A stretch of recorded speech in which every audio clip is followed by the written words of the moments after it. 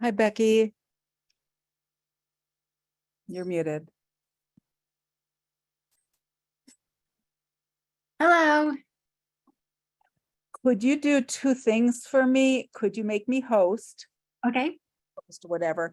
And could you make my husband Rob co-host? Oh, sure. I've got two laptops going here Oh my goodness. because Um, if I'm on screen share, I can't be admitting people. So I need to have two laptops for that. And I'm going to rename him shortly. there's Rob as co-host. And then I'll I don't know how to change it. just put I enabled the what is it called? Enable the waiting room again. I had turned it off just to be sure I didn't miss you when I was. Okay.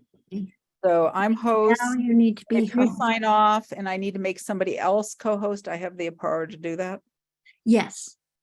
All right. Hopefully we won't have a power outage. It was some lightning a little while ago. It's been, yeah, I thought we were done and now it's coming back again. Change host. There you go. Thank you. Yeah, it's really great. You got him as Rob as a co-host, but if your electricity goes down, you probably want somebody else too. Well, if our electricity goes down, our internet goes down. So I don't think Yeah, so it's all over anyway. it's all over, right? All right. Well, have a good meeting. Yeah, great. Okay.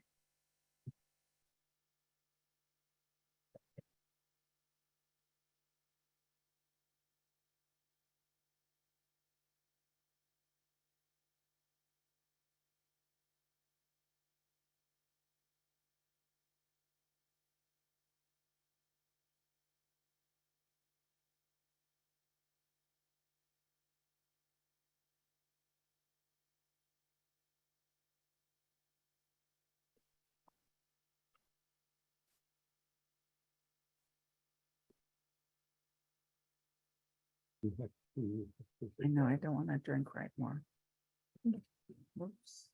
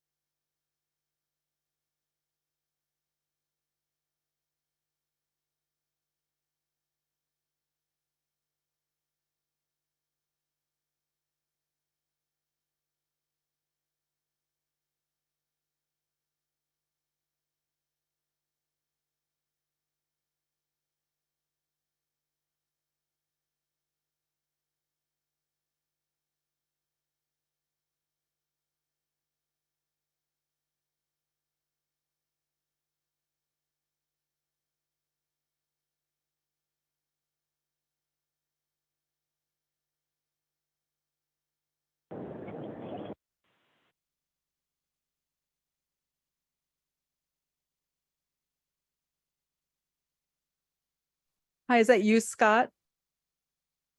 It is. I'm going to rename you. Okay. Just shows my number, I take it.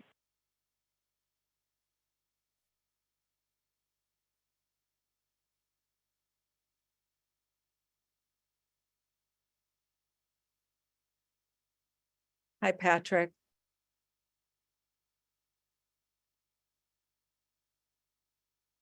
And hello, everybody else. Mary.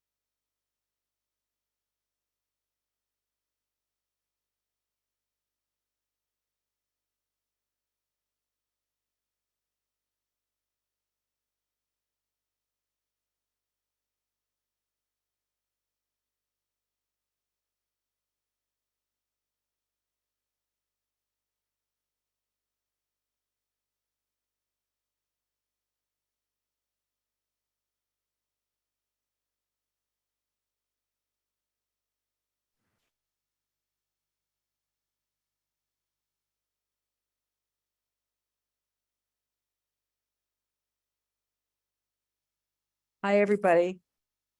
And welcome tonight to this public hearing of the Shutesbury Conservation Commission. I think we're going to get started. I want to welcome everybody who's here tonight, including 3 members of the Conservation Commission, 4 members. We've got Beth Wilson, Mary David, Scott Kahn, and myself. And we have members of the public also, as well as 2 of our consultants that have been working with the commission who will be speaking later tonight. We have Patrick Garner, who is a very eminent wetland scientist, and we have Janice Stone. I don't know if Janice has signed on yet. Are you there, Janice? Maybe she hasn't signed on yet. I'm going to go through a little bit of the agenda for tonight. Whoops. Hang on one sec. I'm going to make some introductory remarks and an introduction to what the Conservation Commission's been doing. We're going to hear some comments from our peer review, Patrick Garner, and then we're going to open up the meeting to public comments and questions. Before we get started, I just want to make a couple of prefatory remarks because sometimes we've heard from people that there's some confusion about what the public hearing tonight is about. So our community has a bylaw, a wetlands protection bylaw, and we're here tonight to discuss regulations proposed by the commission that are under review and being considered for adoption. And I want to just explain what the difference between a bylaw and a regulation is. Bylaws are passed by town meeting. They're statutes that are approved by the Attorney General's office. And they're established for wetlands protection, basic terms about jurisdiction and procedures. Regulations are adopted by a conservation commission under the bylaw. They're not voted in by town meeting, so they are not changing the bylaw. And they define terms and standards and procedures that are necessary for the proper administration of the bylaw and flesh out sometimes the minimal language that is in bylaws. Regulations also establish fees and permitting details. Commissions regularly update regulations as environmental science evolves. And commissions issue permits under both the State Wetlands Protection Act, which is a state law, and the local Shutesbury Wetlands Protection Bylaw. For tonight, I just want to make a couple of comments about when we open up our discussion for public comment. Our goal here tonight is really to listen to the public and answer questions when we're able. Our plan initially is to have about an hour of comments. And if we feel like that's insufficient, we'll schedule another public meeting. Individual comments, we would ask the public to limit them to 2 minutes. If time permits, we'll allow people to make more than one public comment. Please state your name. If you are representing a group of people who are ceding their time to you, we'll allow you 5 minutes. Just please be concise. And if you only wish to agree with what someone else has said, it's sufficient to just say, hey, I agree with what so-and-so said. And just please be respectful of differences of opinion. We want to have an orderly meeting. Please note that we've received some recent legal opinions and we have not reviewed them yet. And we will not be voting tonight on these draft regulations or deliberating on our next steps.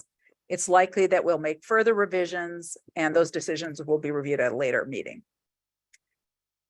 I want to just say something about what our wetland community is here in Shutesbury. We have an abundance of wetland resources that include marshes, bogs, vernal pools, wet meadows, forested swamps, ponds, and streams. Wetlands in Shutesbury flow into 2 major river watersheds in Massachusetts, and Shutesbury depends on well water and groundwater for drinking water and for our septic systems, which makes water quantity and quality precious resources. Connected forest habitat is essential for wildlife breeding and survival, including rare and endangered species. In fiscal year 22, 94% of our commission site visits involved properties where we observed some sort of wetland resource area. Hold on one second, a little technological problem. There's a bunch of people in the waiting room who've not gotten admitted. Sorry.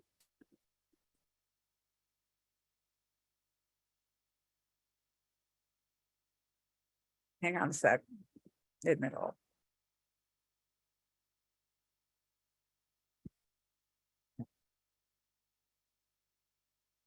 Sorry for that disruption for people who are in the waiting room.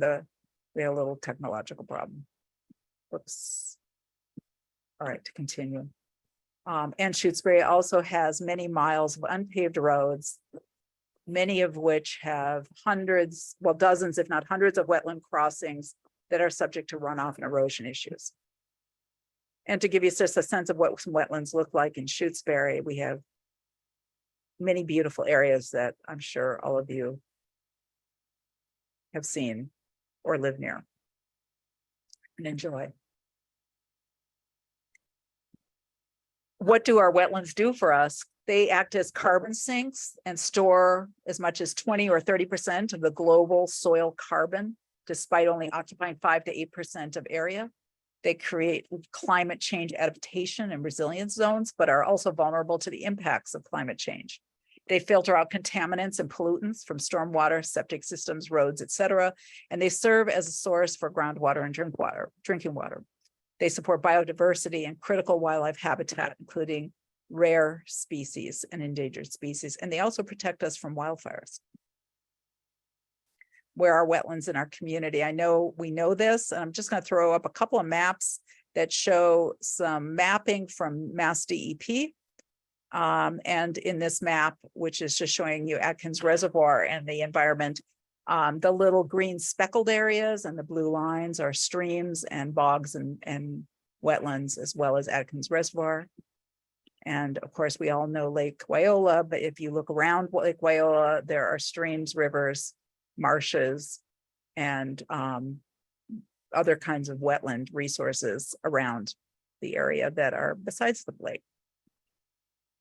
Our open space and recreation plans set long-term goals which align with our Shutesbury Wetlands Protection Bylaw, including using land use regulations to increase protection of natural resources and support climate change mitigation and adaptation, and developing procedures to sustainably manage stormwater and manage ecosystems for their many benefits. Our bylaw interfaces with the state law, which is the Wetlands Protection Act, which provides minimal protection standards, but has not evolved and kept up with the evolving environmental and climate science. Bylaws in Massachusetts are allowed to be more protective than the state law under home rule laws, and hundreds of communities have local wetlands bylaws. Shutesbury's bylaw was passed in 1987 at town meeting. It was approved by the Attorney General. And the regulations that we currently have were passed in 2000, last revised in 2000. Can you hold on a second? Okay, we're having another problem. I'm sorry. Hang on one second. I'm going to have to stop screen sharing. Looks like we've got people in the waiting room that are not getting in. How do I do that? Do I make you host?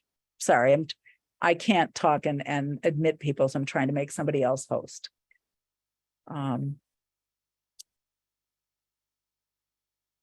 Anybody help me? Tell me how I'm supposed to do this. Miriam, a co-host can also admit, so Rob should be able to admit people. He got booted out and he's no longer co-host. Can you make him a co-host again?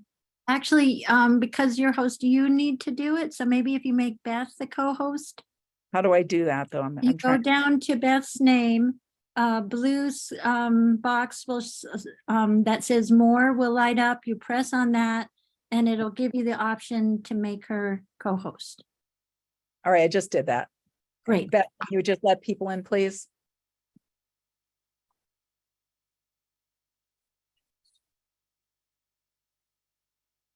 Are we good with that, Beth? Hello? Yes. Okay. All right. Because I can't see who is in the waiting room, I want to let people. So apologies if there were people here who've been waiting in the waiting room. We had a little bit of a technological glitch. So to proceed, and in Shutesbury, when we issue permits, we issue two permits, one under the Wetlands Protection Act and a second one under the bylaw. What does our bylaw protect? There are standards and resource areas in our wetlands bylaw that are not in the state law. The standard in our bylaw is to protect against significant or cumulative effects, which is not in the state law. And there are a number of resource areas, we call them, or wetlands, that are defined in our bylaw, but are not established under state law at the same level of protection. And that includes vernal pools, streams and rivers, including subsurface streams, the aura or the buffer zone, the 100-foot adjacent upland resource area, which has some protections under the state law, but is protected differently and to a higher standard under our bylaw. We'll get into that more later. And this is just a little graphic. If you're not familiar with what wetlands laws protect, this actually comes from the Massachusetts state law, but it just gives you kind of a visual of where different kind of wetlands are situated on our landscape. What is the adjacent upland resource area that I just referred to? That may be a new term for people. It's a term that the Conservation Commission and many other conservation commissions across the state have adopted to describe what under the state regulations is called the 100-foot buffer zone. It does require permitting under state law, but the bylaw protects it as it's a resource area in its own right, rather than just as an area adjacent to a protected area, which creates a higher standard for review. Because we know that this area plays a critical role in the global carbon cycle and wetland health. It's a bioactive area that supports ecology with vegetation, shading, water filtration, flood protection, and also critical habitat for wildlife.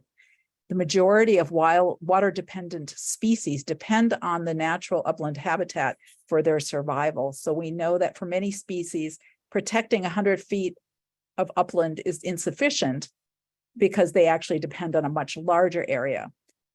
This is a slide, and this information is on our website, and I don't want to get into the details, but the takeaway from this slide is that research has shown that the majority of species that are dependent on wetlands also depend on some upland habitat for their life cycles. And to give you just an example, this is from a study involving breeding habitat for salamanders. And as you can see, there's kind of two circles around this little blue wetland area. And you can see that the little dots are where they found breeding salamanders up to over 500 feet away from the wetland area. Our current bylaw includes a clause that indicates that it's valid even if one provision is invalidated by a court. The commission is currently reviewing a draft new bylaw. Bylaw development requires multiple public hearings and review by lawyers and would need to be approved by the town meeting at some time in the future. Regulations now that we might adapt could be easily adapted to match any new bylaw should the town of Shutesbury approve one. So why are we doing this now? Our current regulations are very brief and lack many necessary standards and definitions, which creates confusion and a potential lack of consistency.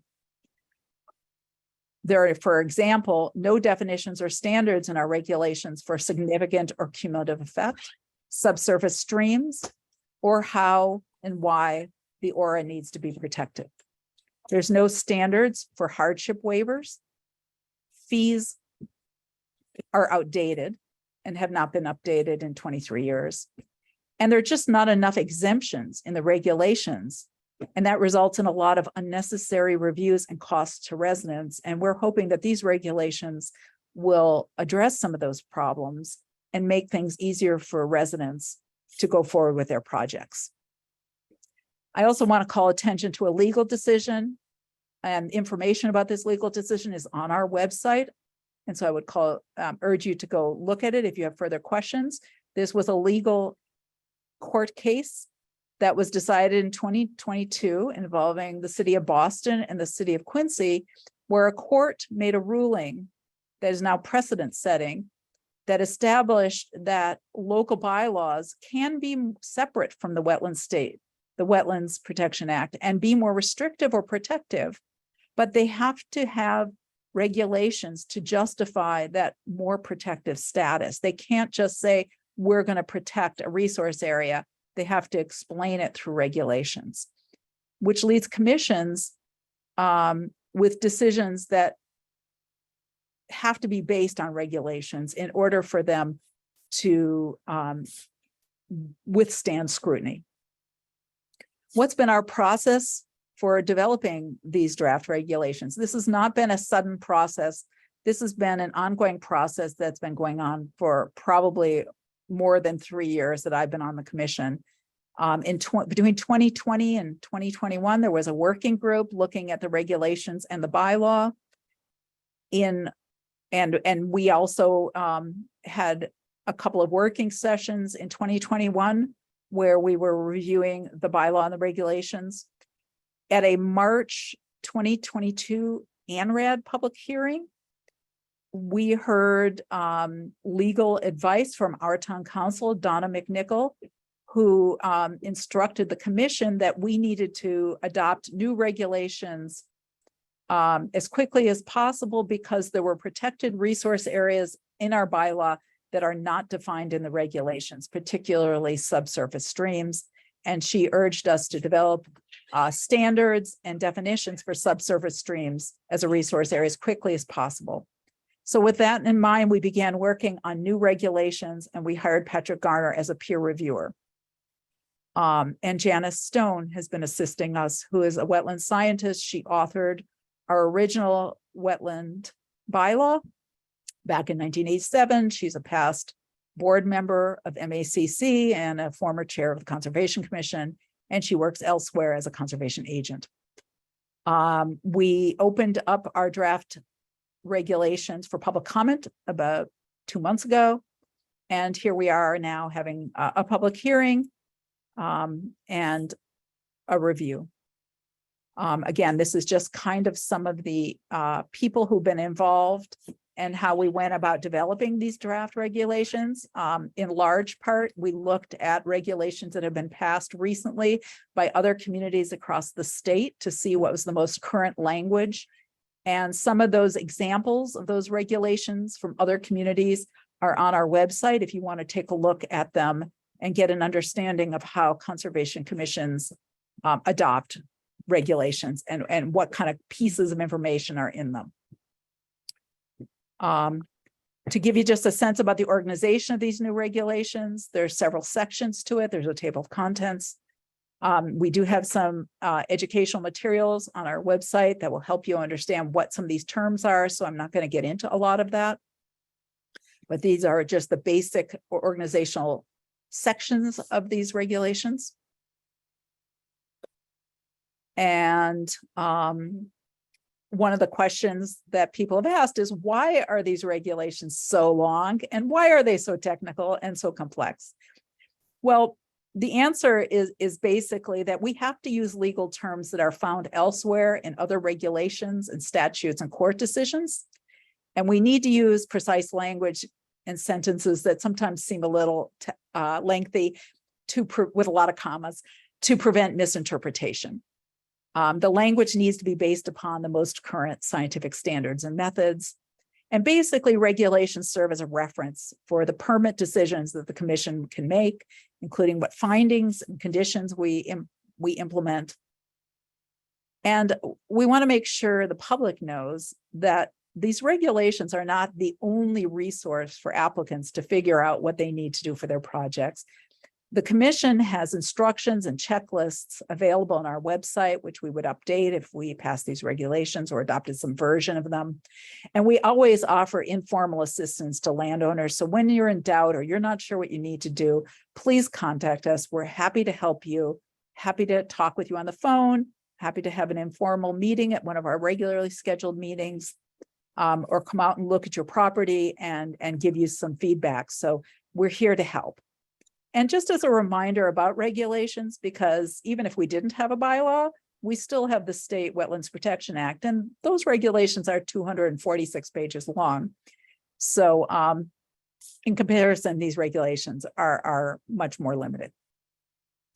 What's in our new regulations? One of the things that we have developed and are proposing is a small projects permit, which is a new kind of permit that does not currently exist in Massachusetts, in Shutesbury. And what this permit would do is streamline the process for a lot of small projects that are in the upland Aura area.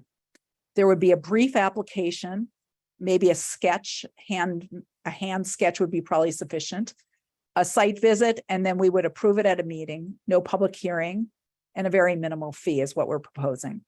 So it would save the applicant time and money, and it would relieve a burden on the commission because there would be fewer requests for determinations of applicability if we were able to adopt this project. I think that this would benefit a lot of people in Shutesbury and would be something that people would end up appreciating, or at least that's our hope. How might these regulations affect my project? And I don't mean me personally, I mean, people in Shutesbury. These new regulations do not expand our jurisdiction. They add clarity to what is already protected by the bylaw. Landowners can still apply for hardship waivers for their projects in the upland area, such as for small lots, where perhaps somebody wants to build something and there's no alternative place for them to build it, where there could be outside of the buffer zone. This is common down by the lake, for example. or somebody for financial reasons really needs to build their project in one particular location, and they're seeking a waiver of some of the standards. The commission can consider mitigation in exchange for sometimes permitted alterations, such as perhaps adding native plantings or vegetative buffer strips. And the commission will provide clear instructions and checklists. Where our hope is that the new exemptions as well that we're adopting, or we want to adopt in these regulations, as well as the small project permit, will reduce permitting requirements. And I didn't add this earlier, but I wanted to say that the proposed regulations also include a number of exemptions. And the exemptions would mean that there would be no permit required. Activities that fell into those categories would be not reviewed by the commission. And our goal here is to be flexible and reasonable and fair. In summary, as I mentioned, we hope that these new regulations will provide clarity and predictability for applicants, and that they'll provide guidelines for the commission, including fair and updated fees. These proposed regulations include provisions that are climate change aware for stormwater and precipitation standards. For example, rather than using precipitation data from 1960, I believe it is, as is required under state law, we're requiring more modern, up-to-date precipitation data, because we know that with climate change, precipitation can be more frequent and also more intense, as I just observed about an hour ago at my house. We're hoping for some more streamlined permitting for many projects. And most importantly, we're hoping these regulations will prepare Shutesbury for the environmental climate change impacts, which includes extreme weather, temperature and precipitation changes and extremes, as well as preparing us for kind of societal pressures due to climate change that maybe right now all of us can't quite wrap our brains around. Sociologists and public policy experts are telling us that in the next 20 years, there's going to be population retreat in Massachusetts, and there's going to be population migration. And we can't quite envision what the future development pressures might be in our little upland hill town. But we want to have regulations that are good for now and good for the future as well. So for more information, I would just welcome you to look at our website, as well as the website subpage that has updates and information about what we're doing. And thank you for that, allowing me to take some time. So I'm going to stop the screen share if I can. And I want to introduce everybody to Patrick Garner. Patrick, welcome. You're muted, I think.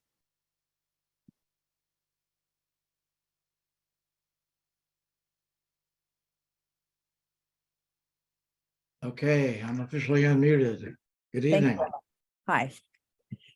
Patrick, could you introduce yourself? Because I won't do justice to it. And, I'm hoping that you would share some of your comments about the regulation and perhaps about the need for some of the protections of our bylaw.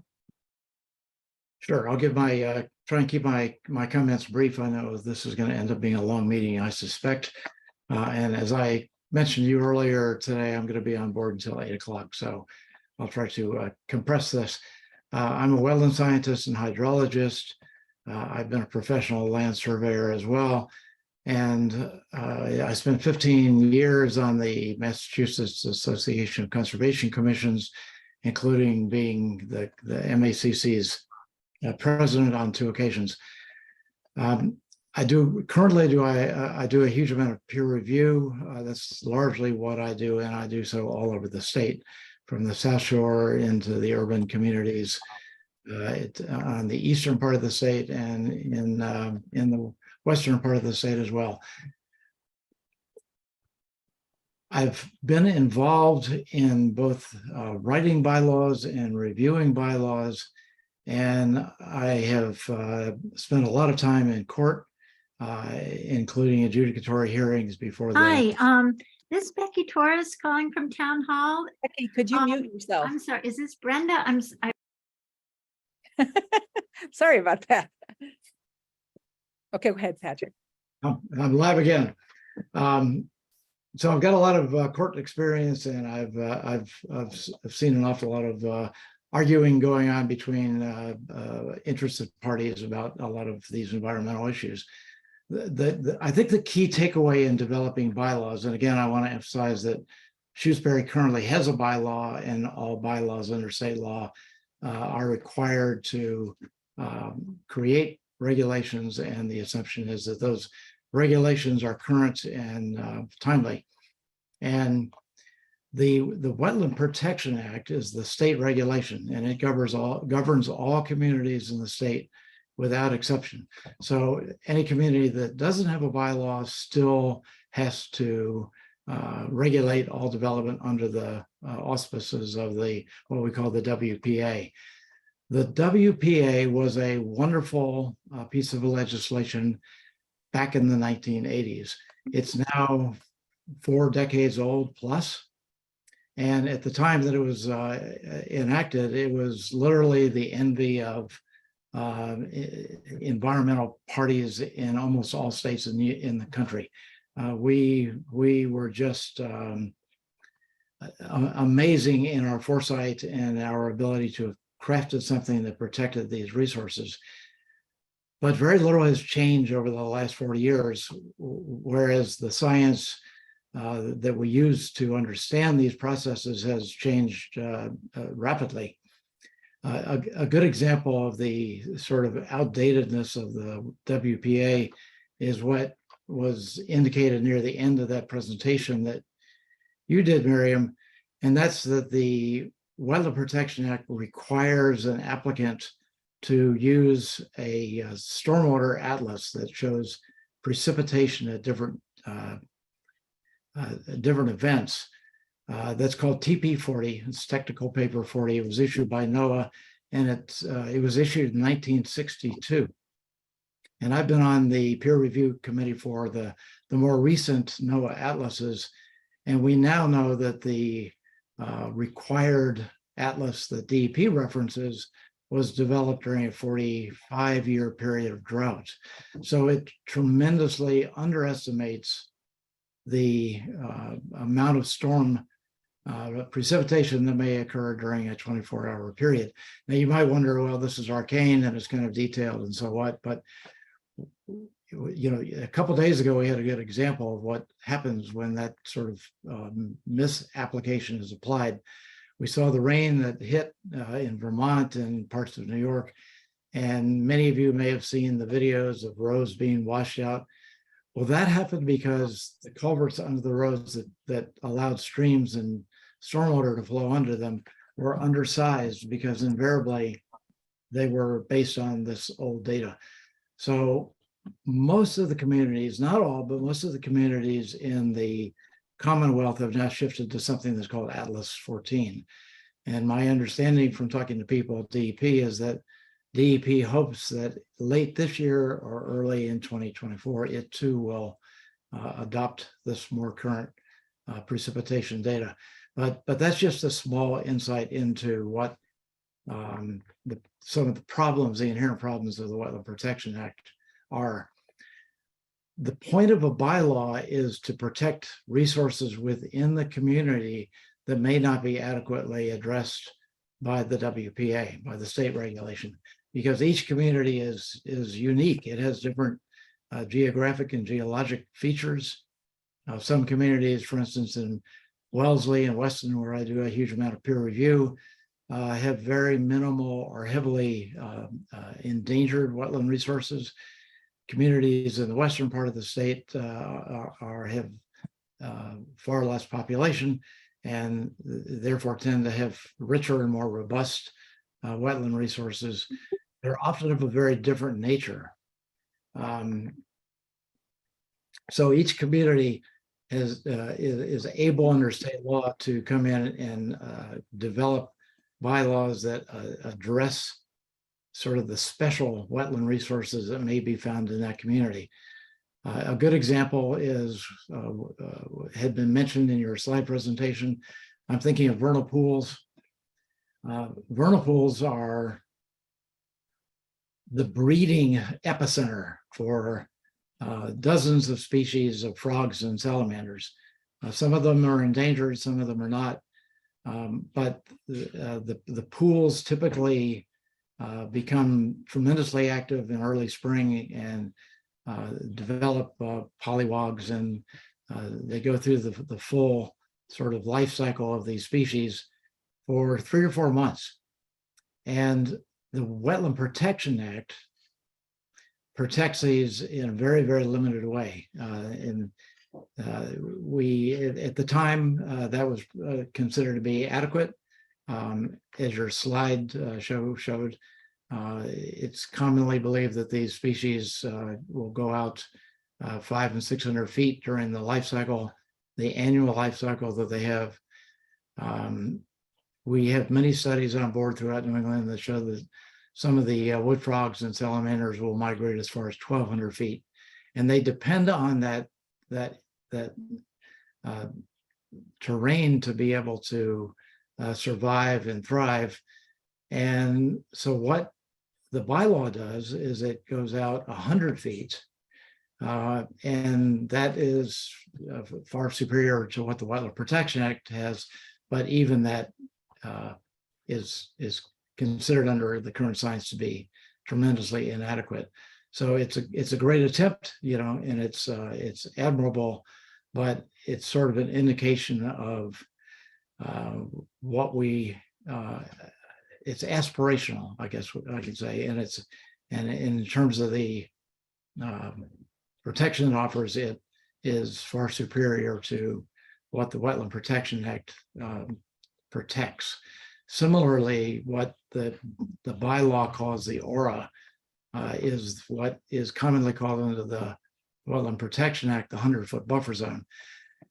Under the state regulation, the 100-foot buffer zone it triggers the need to file a permit, but it doesn't protect that zone. So a developer can clear the area right down to the edge of the wetland throughout that full 100 feet, as long as they can prove that they're not going to directly impact the resource area.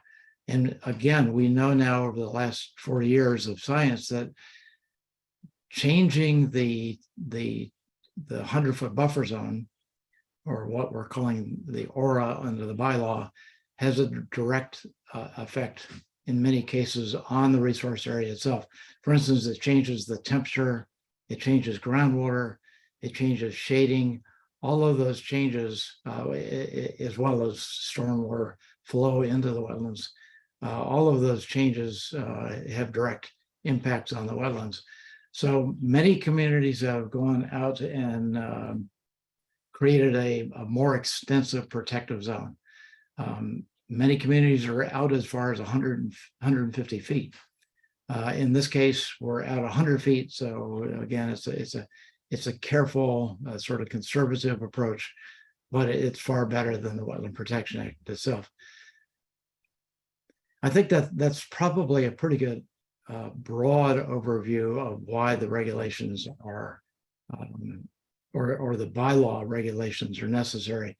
And my particular take on the existing regulations, when I was first asked to work with the commission to review the existing bylaw and the existing regulations, were that they were a sort of an early stab at defining what the bylaw was protecting, but wildly inadequate, to the point that, for instance, Miriam mentioned that the bylaw protects subsurface streams, but the existing regulations don't mention those at all. So an applicant that might have such a resource on their property would not have any idea how to approach getting a permit to do work near it or over it. And that's a huge flaw. And there are several others that the current regulations address, and I think they do so fairly carefully. I could ramble on, but it might be more effective if you or anyone else has questions that I can address. Well, I have some questions, and I'll invite the commission to ask questions, and then we can see if the public wants to ask you some questions.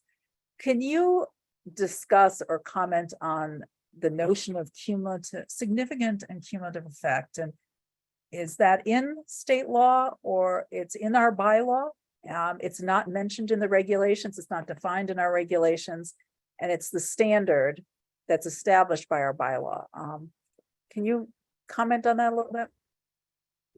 Yeah, I can comment to the extent that DEP itself recognizes cumulative effects. There have been several major adjudicatory decisions. These are an adjudicatory decision is a finding by an independent law, I want to say lawyer, judge, I suppose would be a better definition.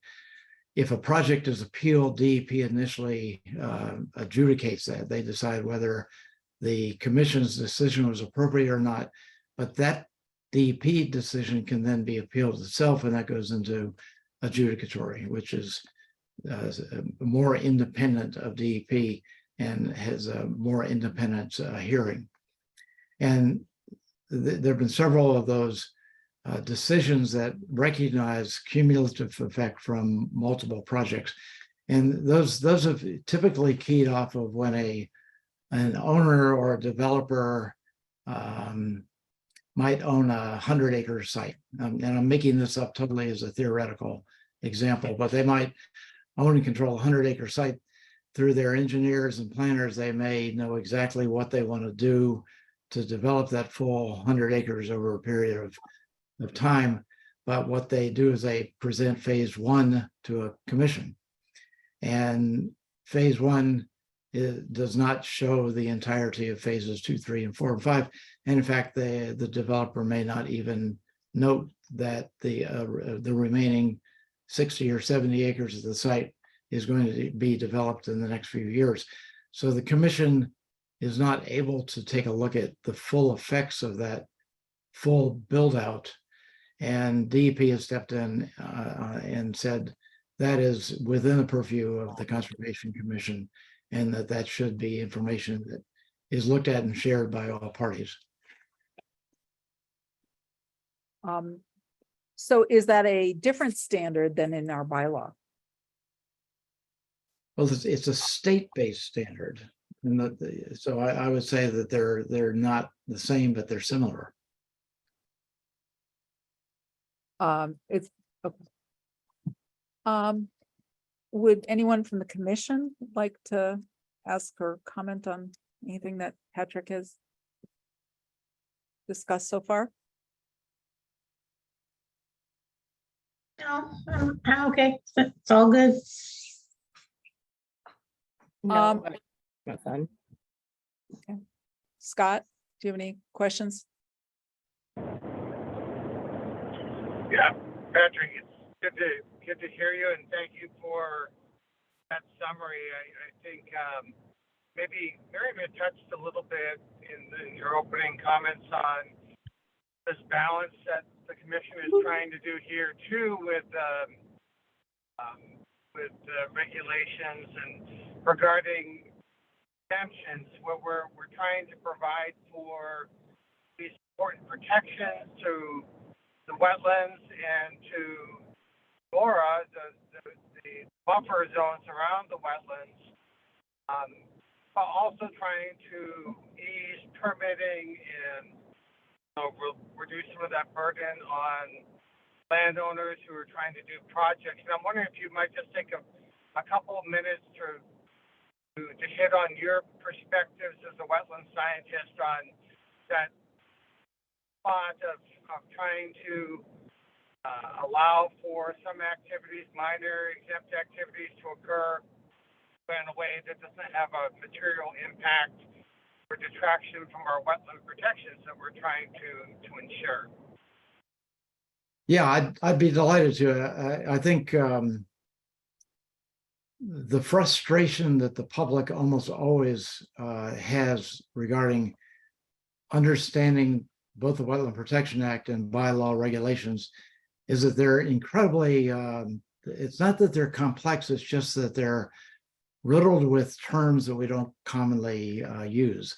And the resource areas are defined with unusual terms. And that's the case because all of this is based on science, typically science that flowed out of the Corps of Engineers in the 1950s and 60s, but consequently, the terminology is dense and difficult to sort of parse through. So invariably, if it's a large project, the developer is forced to hire an engineering firm or environmental scientists to help walk them through the process. The more common thing, though, that a resident typically encounters is they want to alter the driveway from being a gravel driveway to being a paved driveway, or they want to expand their deck from being 12 by 16 to being 14 by 20, or they want to expand their rear lawn by 10 feet for some purpose, or maybe they have kids and they want to flatten a portion of their yard so they can play soccer. All of these things typically are going to happen within a buffer zone to a resource area, or what we're calling in Shutesbury the aura. And they instantly encounter these regulations. The problem with the current regulations is that they're fairly vague, and they ill-define many of the terms that are in the bylaw. So if the resident tries sincerely to sort of work with the commission, it's very difficult to know as the resident what to expect and what level of detail to furnish the commission and what the commission is going to ask for. And it's all a mystery. So a large part of what these current regulations do is define things that aren't currently defined. And, I applaud the commission for its effort to do so. And of course, I think it probably has stemmed from the commission's own frustration with trying to understand how to regulate the bylaw itself.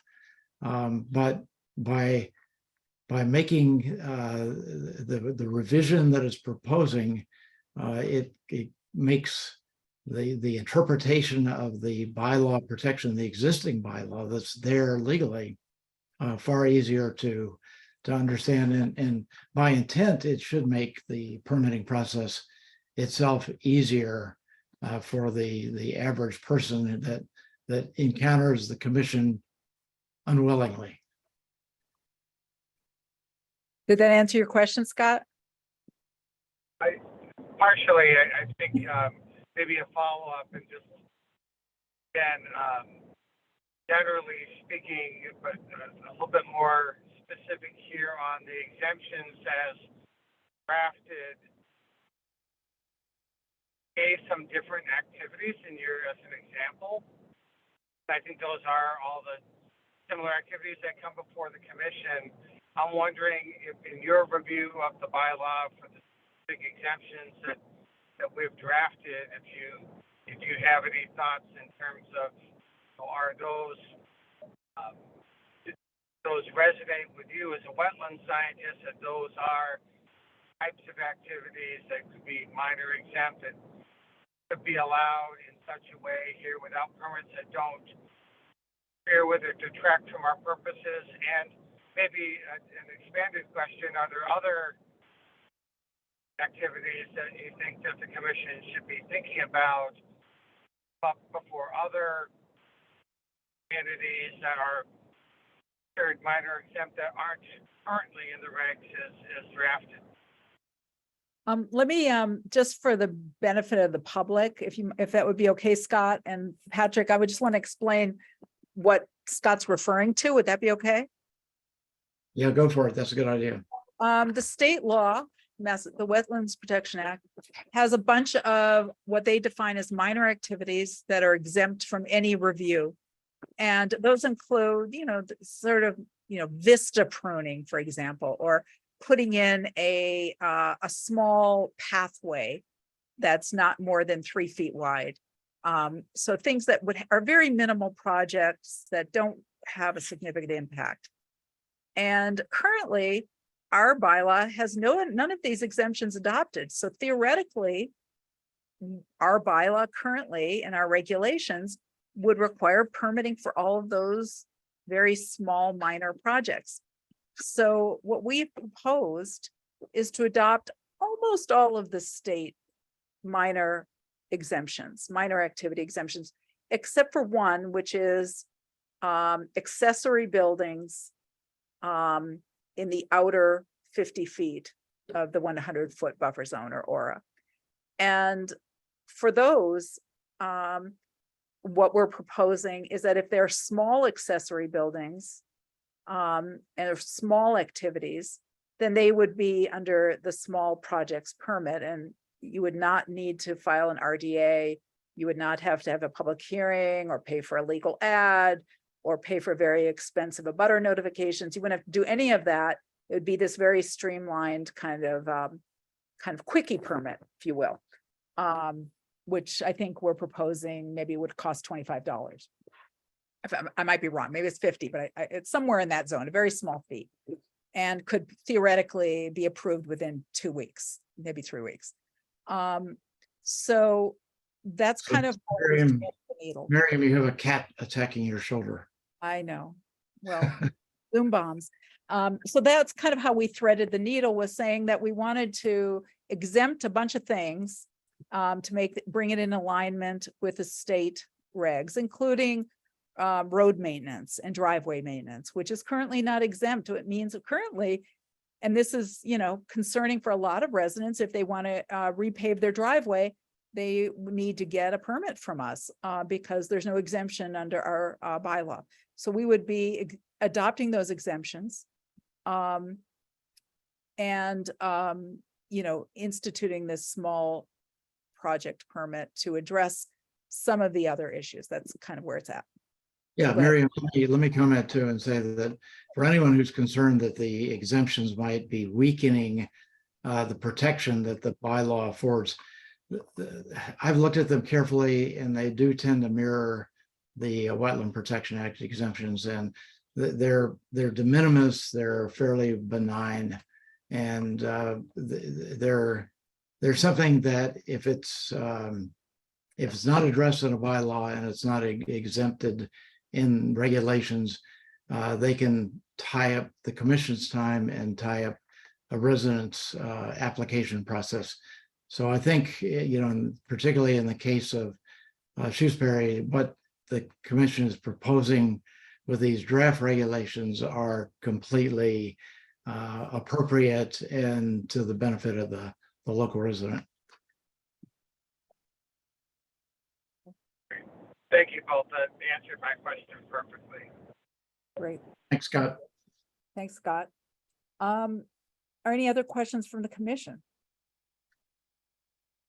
All right, well, we have a little bit of time with Patrick, so I think what I'd like to do is open this up for public comment. We're only going to have Patrick for a few minutes, so if you want to ask, I think I'm going to start by saying if there's anybody here who wants to ask Patrick a question, could you please let us know by raising your hand? Please wait to be called on. Do my best to do people in order, and then after Patrick leaves, we can have more general comments. So is there anybody who would like to ask him a question or make a comment about anything he said? I see Steve Bressler. Go ahead, Steve. Patrick, can you speak? You guys have spoken you've made a couple of comments about older regulations or maybe zoning bylaws being outdated. Miriam, you mentioned 1960s, something about rainfall, I think it was. And Patrick, can you speak to the idea of Shutesbury's regulations, wetlands regulations have been, by the zoning bylaws, I should say, zoning bylaws are kind of outdated. So what's the wisdom of placing, and they're our foundation for our regulations, so wouldn't it be more effective to update our zoning bylaws and then streamline? That would allow us to streamline the regulations. Steve, are you talking about zoning or the wetlands bylaw? I'm talking about our wetlands bylaw. Okay, those are not zoning. I just want to be clear. We're not talking about zoning tonight. None of this has to do with zoning. But I know you're talking about regulations, but I'm asking Patrick, you know, it's a kind of a cart before the horse thing to me. It feels like to me from the outside looking in, because when, you know, the planning board 15 years ago or so, we completely revamped our bylaws, the zoning bylaws, and then redid our regulations after that. And we were able to streamline our regulations as a result of that. And so I'm asking Patrick, in this kind of cart before the horse, or is that his take? Is that your take on that? Yeah, Steve, let me address that quickly. What we're referring to in terms of the atlas or the precipitation data is that the Wetland Protection Act, the state regulation, requires an applicant to use a 1962 precipitation atlas. It's called TP40. And that, as I noted, that was developed during a period of drought. And so the data that it requires an applicant to use when they design stormwater basins or culverts or anything, any stormwater conveyance, underestimates the actual storm event. And so the devices, the culverts and the basins are typically undersized. So they're inappropriate. The bylaw itself that exists right now, the existing Shutesbury bylaw, does not address it. That's a separate issue. And when we were talking about that 1962 data, we were talking about the Wetland Protection Act and not the bylaw. The bylaw itself is actually had tremendous foresight. The weakness within the town is not the bylaw per se, it's the regulations that were implemented to define the bylaw itself. So the bylaw is amazingly sound. It offers further protection for vernal pools. It offers further protection for what the commission is calling the aura, or that 100-foot buffer to protected resource areas, treating it like a resource.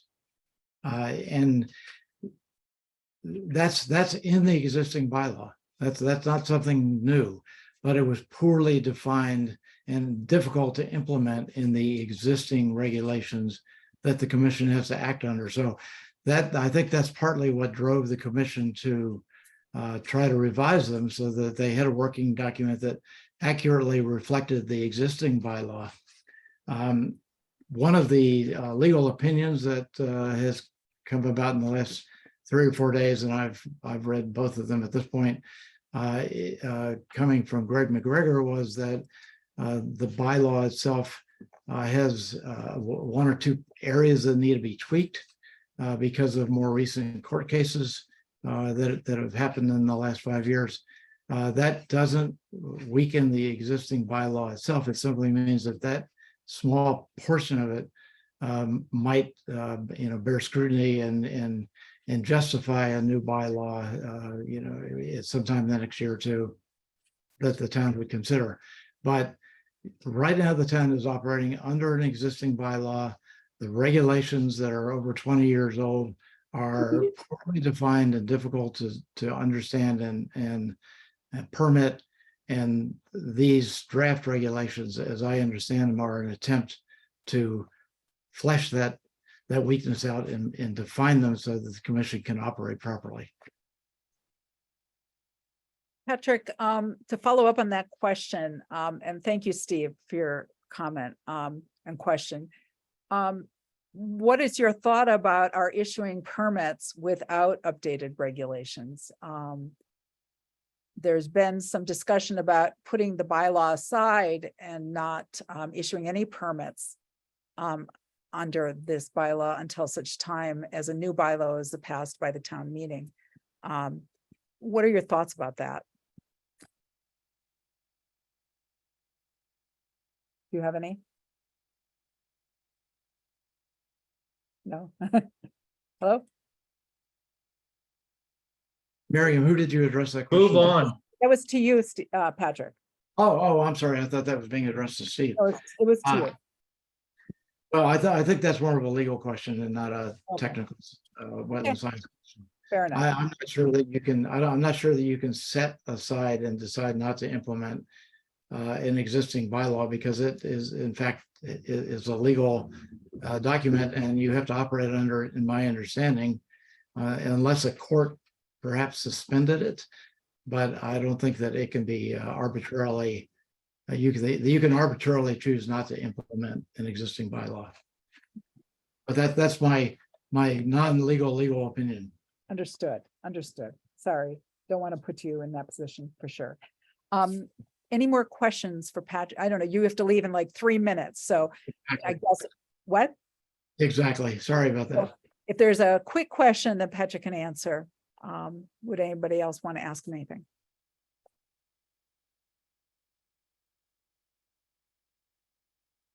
Okay, hearing none. It's been my pleasure. Move on. Move on. Thank you. Thank you Thanks, so much, Patrick. Patrick, for being here. Good night. Thank you. Good night. Thanks, Patrick. My pleasure. Thank you. All right, I think we'll just open this up to other comments. We did receive some written comments, which have been forwarded to the commission. And if any more comments come in, they'll continue to be forwarded to the commission. So rest assured, they'll get a chance, we'll all get a chance to read them. You know, I would like to invite anybody who wants to speak to do so. And Mary agreed to sort of keep track of time. So we want to keep people around 2 minutes or less. And, you know, maybe Mary, you could give a 30-second warning. So go ahead. Anybody want to make any comments?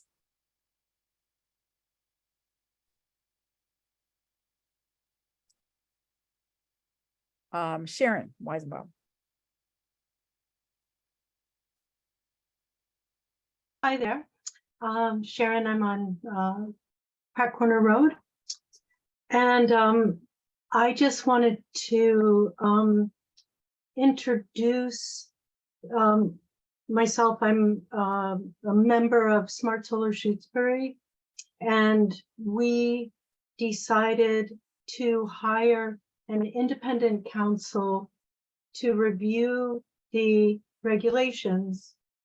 And we decided to do that in support of the Conservation Commission's effort to create strong and effective regulations, and also because we care a lot about the protection of our wetlands, especially at this time, this kind of critical time with climate change, as well as some potential threats to our wetlands. And so I'd like to just introduce the lawyer that we hired. She wrote a review of the bylaw and of the new regulations, which generally say that we're a lot better off with the regulations in place, adopted, while we work towards a new bylaw, that it's easy to shift the new regulations to a new bylaw when it comes about. And 30 seconds. okay, so I'd like to introduce Donna Brewer, who's here, and she's also, you know, I'd like her to introduce herself, say hi to people, as our counsel and Smart Solar Shutesbury's counsel. And also, if people have questions for her about her review, she's really happy to answer those questions. So thank you. Thank you. So I see that Gail, and thank you for that. I see Gail had her hand raised. So if Donna Brewer wants to make a comment, I'd like to let Gail make a comment first, and then Donna can go after that.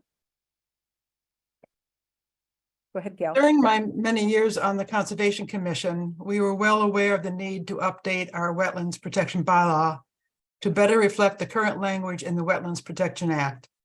Many times we discussed revising our current bylaw, amended in 1990, but we never got down to it.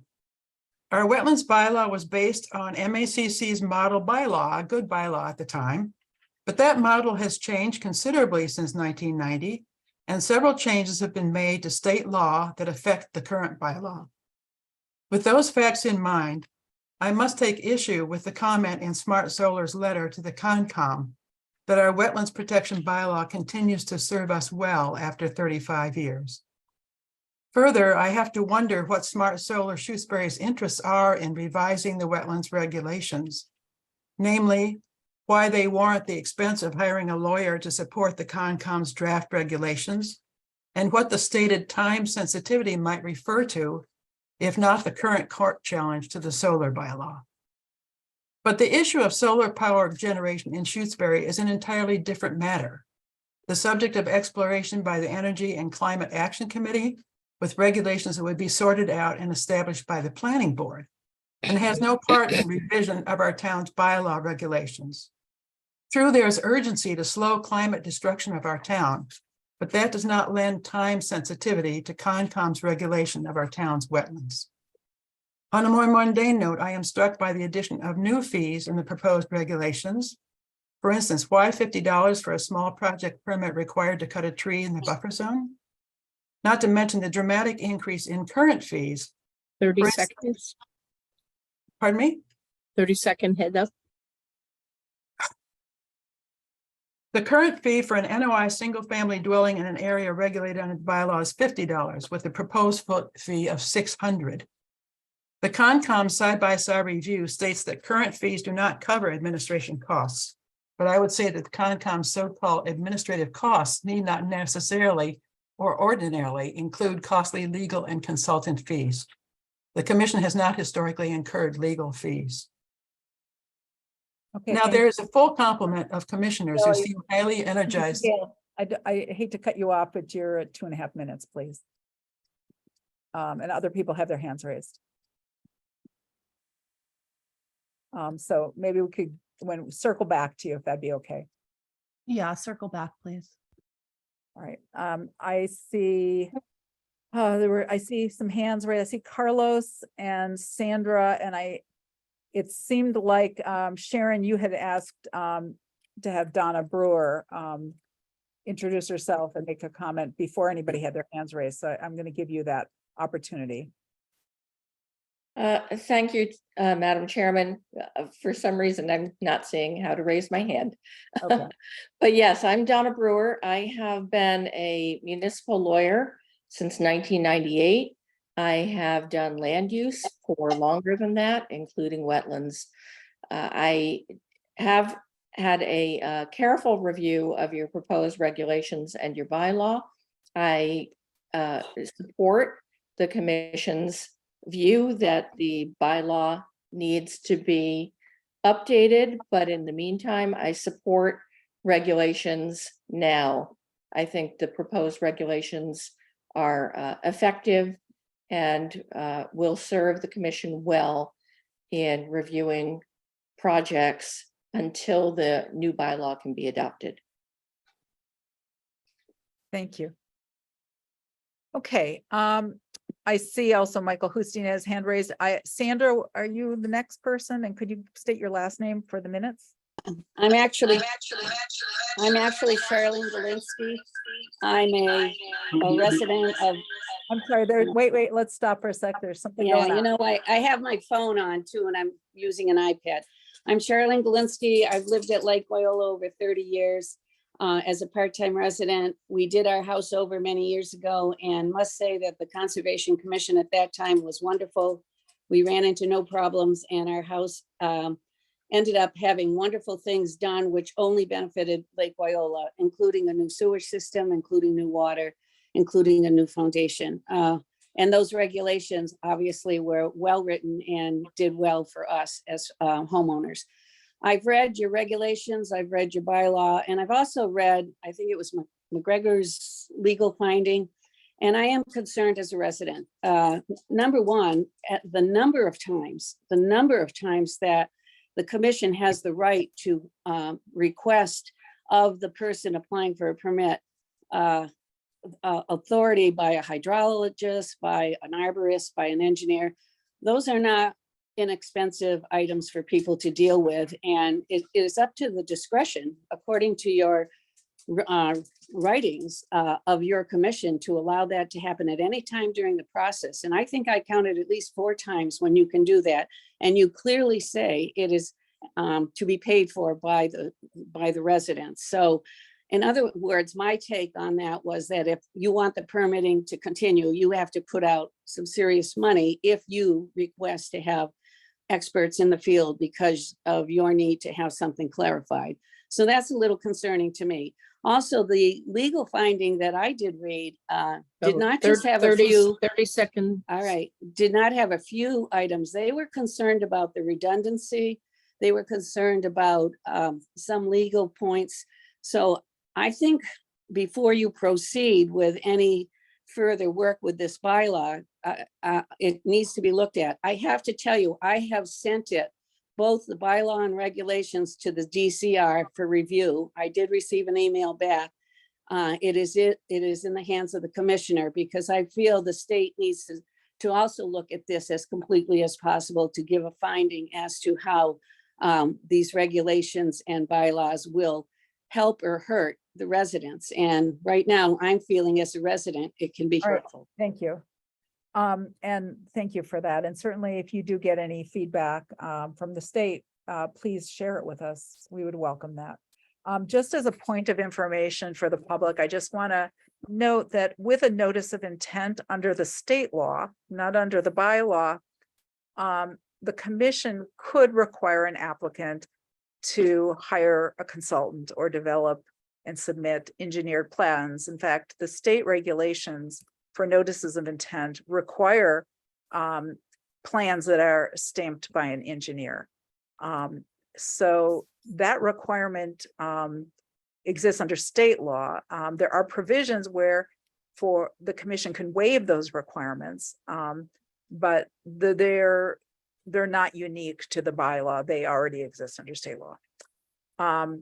I think then I saw Carlos, and then Michael, and then Bob Douglas. Feel satisfied? Hi, I said my piece. my name is Carlos Fontes. I'm a member of the group of citizens Smart Solar Shutesbury. And I just to make a clarification that the reason that we asked for a lawyer to review the bylaw and the What are you proposed doing on? regulations. Wait, excuse me. Could people please not interrupt or put yourselves on mute? Thank you. Go ahead. Yeah, the reason that we did this was not to support the Conservation Commission or to oppose the Conservation Commission. Our interest was in knowing to what extent we had a sound bylaw and set of regulations. That is our focus. We want to make sure, we want to know whether we have a bylaw that is a useful instrument to protect water resources in Shutesbury. That was and is our focus as a group. And I just wanted to make that clear. Okay, thank you. Michael Hootstein. Hello, can you hear me? Yes. I performed a comparative review of Attorney Brewer's and Attorney McGregor's dueling legal reviews of our Shutesbury Wetlands Protection Bylaw and draft regulations. I find Attorney Brewer's reasoning much more persuasive. Quote, she writes, the current wetlands bylaw as a whole is a legally valid and defensible local law. Massachusetts law allows local communities to adopt wetland bylaws that are more protective than the Wetlands Protection Act. In the case of this bylaw, the more restrictive requirements lie in the definition of alteration, the significant or cumulative effect standard, and the protection of various resource areas that are not protected under the Wetlands Protection Act. Regarding Attorney McGregor's statement that the bylaw's significant and cumulative effect standard is improperly worded, I do not concur. My read of this passage of the bylaw is that it grants the commission the authority to make determinations about the likelihood of significant and cumulative effect, much as commissions do with determinations of applicability, and to then base permitting decisions and other actions on those determinations, unquote. As extreme as it may sound, I found this whole bylaw and regulations discussion to be a red herring, machinated by the select board for the sole purpose of undermining our wetlands protection bylaw and the commission. Such reckless and irresponsible town hall conduct is certain to exacerbate the predicted climate change harm to protected Shutesbury wetland resources from increased yearly rainfall, increased flooding, and increased well water contamination. Dangers best mitigated by diligent, fair, and impartial enforcement by the Shutesbury Conservation, 30 seconds.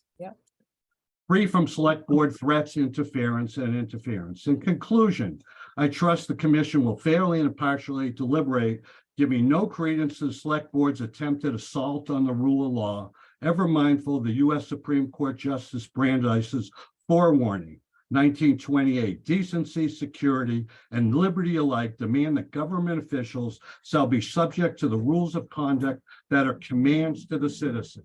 In a government of laws, existence of government will be imperiled if it fails to observe the law Michael, thank you. We're going to move Our on. government is the potent, Michael. omnipresent teacher. For good or ill, it teaches the whole people by example. Crime is contagious. Michael, If government I'm gonna becomes mute a you, law. I'm afraid. I'm sorry to cut you off, Michael, but I want to be mindful of everybody else's right to talk. And, if you want to complete your comments at a later point when everybody else has had a chance to speak. All right, I see Paula had her hand raised. Well, actually, I think Robert Douglas had his hand raised first. Great, thank you very much, Madam Chair. My name is Bob Douglas. I 66 Lake Drive. I'm a wetland scientist. I've been a conservation administrator for 2 different towns in the Commonwealth. I really want to say that bylaws are very important. I've worked in a town that had no bylaw, and then one like Shutesbury that does have a bylaw. Bylaws are really the things that protect all the interests in a town that really make Shutesbury a wonderful place. The wetlands, it allows homes to be a little bit further apart. We've got good, healthy wildlife. So I strongly support keeping the wetland and wetland bylaw in place, and doing what can be done to make it reasonably stronger. And that's what I had to say. Thank you very much, Madam Chair. Thank you. All right, Paula Moore.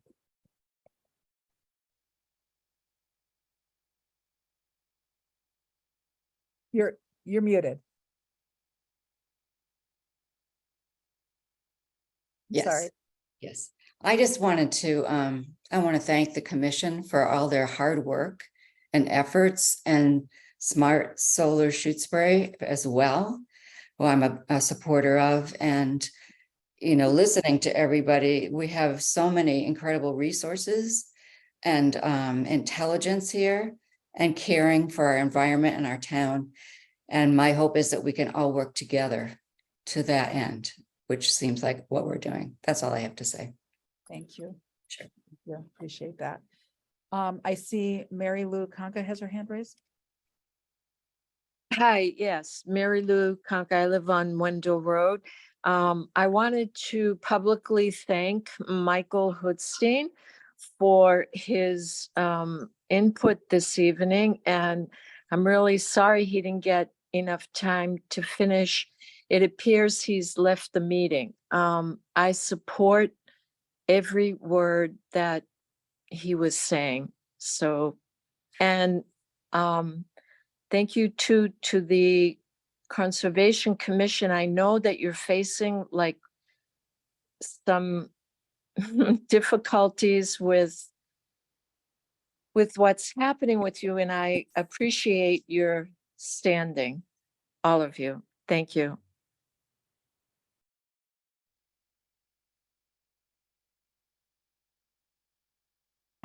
I see you got your hand raised and I'm happy to call on you, but I just want to make sure there's nobody else who hasn't had an opportunity to talk. So is there anybody else? I see Les Lachonik. And is there anybody else, just so I can, maybe people could just let them raise your hand so I can know in advance how many people we got. Anybody else? Okay, go ahead. Mark Rivers. All right, thank you. Go ahead, Les. No, number one, I'd like to thank the commission, each and every one of you for the hard work and taking on the responsibility that probably needed to be taken on years ago. But you all have taken on that challenge and that task for the last couple years. I think the authorities who have spoken about the relationship between the bylaw, saying that it's amazingly sound, said Mr. Garner. Mr. McGregor, can be tweaked. Attorney Brewer, that the bylaw is sound in and of itself, but there's a real need to update the regulations. They're really out of date. And you have seen that, you've taken it upon, and right now you're wading through a lot of revisions to what has been originally proposed.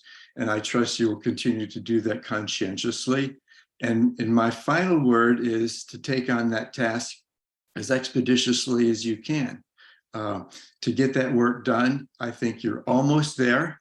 And I applaud the efforts that you've done. Thank you. Thank you. Okay, Mark Rivers. Hi, Mary. Thank you. Can we ask specific questions about the regulations? Yes, if we can answer them, we'll do our best. And just so you know, because I'm fielding my screen and I don't have the regulations open. I asked Janice Stone to keep a copy of the draft open, so she may look things up and we can address them as best we can. So go ahead. So my question is concerned with safety, public safety here, and the effects of the regulation on safety. And I might be misinterpreting this, but one of the things I thought I read was that the commission prohibits the use of salt within the aura. Is that correct? And my reason why I'm asking is because I have a driveway that's steep, and in the wintertime, frequently becomes iced over to the point that I can't walk up it or drive up it. In that situation, am I allowed to use salt on my driveway? I think, and I think that would be a situation. And again, we haven't passed these regulations, and we're open to feedback from the public. We can't imagine all possible situations, and that's why we are so grateful when people do think about how these regulations might affect them personally, because that helps us to make our work better. So I would, again, these are not the final regulations because we're going to continue to revise them, but I would imagine that that might fall under a provision where there would be a compelling argument for a waiver. So I have to apply for a waiver to salt my driveway. Janice, what's your thought about it, the way it's written? I was just trying to find the section. I can't find it this quickly. I think I guess that the concern is that the salt that comes off the roads, and it would include the driveways, will get down into the lake and impact the water quality there and the habitat. I guess it's something that the commission should consider or discuss, whether they want to make an allowance for individual driveways, maybe no longer than a great certain size. I don't know. We haven't discussed it on that level.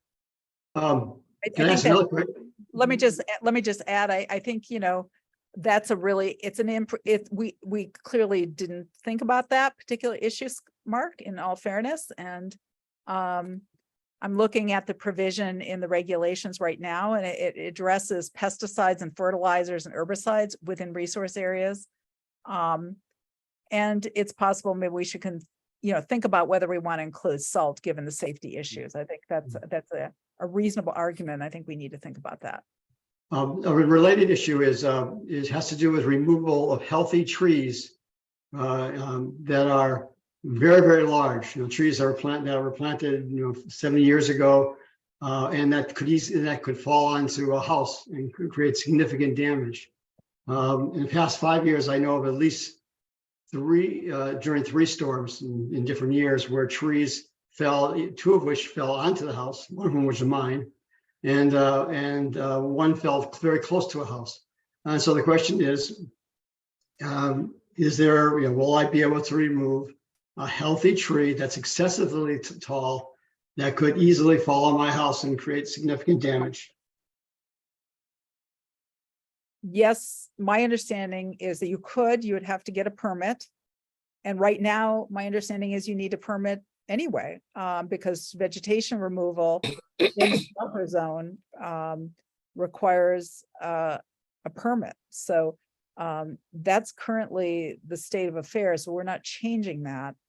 We do have a policy or a procedure that we're setting up or proposing in the bylaw where a small project permit could allow, and I have to look at it. I think it allows for the removal of compromised trees up to a certain number, maybe 5 compromised trees. So it means if the tree was compromised and you were able to show us that it was compromised, then you could remove it with a small project permit, which would be, a very limited permit. I understand that, Miriam. But I'm not asking about compromised trees. I'm asking about a healthy tree that could fall on a residence. And Janice, we do you have want to look that up? And maybe she can circle back. I have to look also, and so I will look it up and maybe It later. looks like it's page 49 and 50. Okay. And what does it say about the requirements for healthy trees? Well, it says that not included in the small projects permit is what is it? It was removal of healthy tree or 6 compromised trees. And It maybe, says, I think we need to add that to our discussion, so. yeah. Okay. All right. Mark, and one last quick comment. It would be great if we could have additional public meetings to go over the regulations themselves. To go and explain to you what's the commission's intent of this particular page and what's the implication. That would be very helpful because the document itself is very, is a bit confusing. Yeah. Okay. Thank you. Thank you. All right. Mary Lou, I think you already made a comment. Your hand's raised, and I know Gail's been waiting a long time, so I'm going to call on Gail Fleischaker. Gail Fleischaker, Pelham Hill, West Pelham Road. As I commented at an earlier select board meeting, I fear that in expanding the terms and definitions of the bylaw regulations, the Concom is using the regulations to smuggle changes to the bylaw through the back door. But whether or not that is true, in revising the regulations, the Concom is putting the cart before the horse, as someone mentioned earlier. And that horse is old and tired. Replacing the cart does not make the horse any younger or sturdier. Now that there is a full complement of commissioners who seem highly energized to take on such tasks and who have the backing of the select board, I urge the Conservation Commission to update the Wetlands Protection Bylaw and then to write succinct, clear, and reasonable regulations that correspond to, that follow from, the bylaws, terms, and provisions. Thank you. Thank you. All right. I see Amanda Alex has her hand raised.